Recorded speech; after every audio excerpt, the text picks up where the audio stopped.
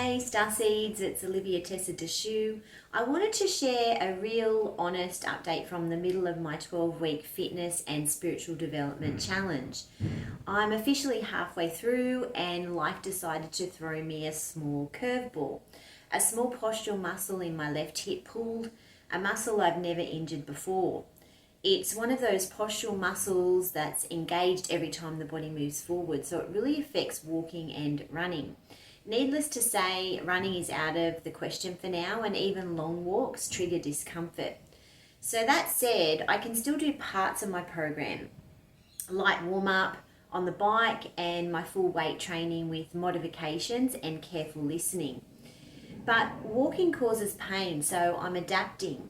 My recovery protocol right now is targeted and gentle.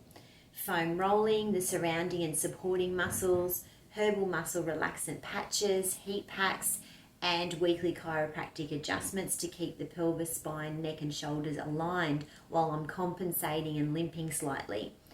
I'm treating the body with compassion and prioritizing alignment over force. I suspect this injury showed up because of the travel disruption from last week in Byron Bay, as I jumped straight back into regular workouts after the extended sitting, limited movement and a different routine, and without the stretching and progressive warm-up my body needed after that trip. Lesson learnt. Travel requires extra warm-up, extra mobility, and more deliberate transition back into heavy load.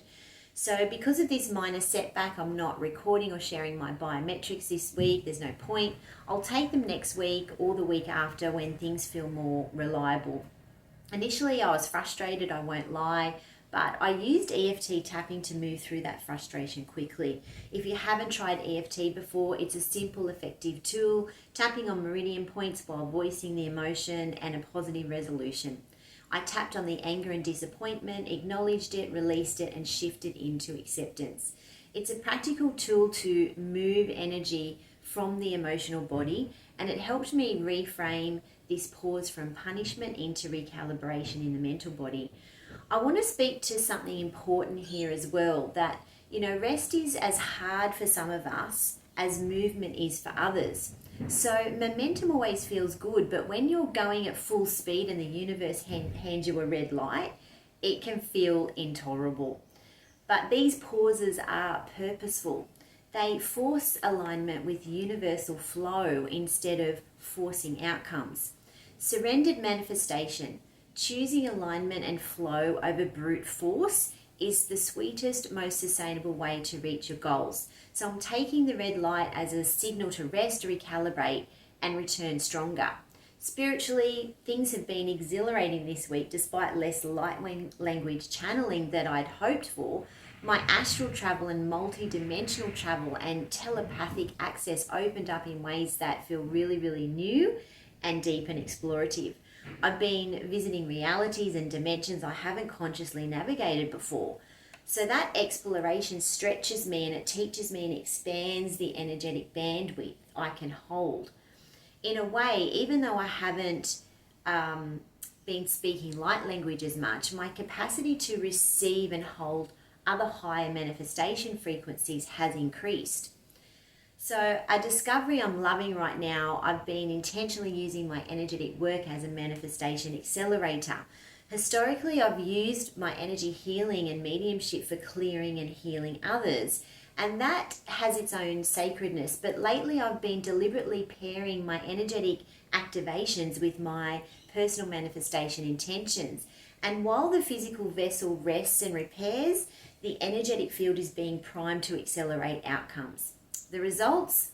More sustained, focused, a clearer channel, and the ability to hold frequencies for longer, therefore endurance.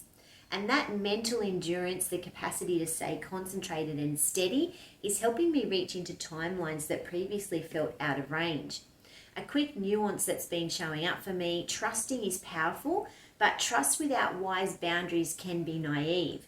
So being deeply trusting opens you to more experiences and to the flow of the universe.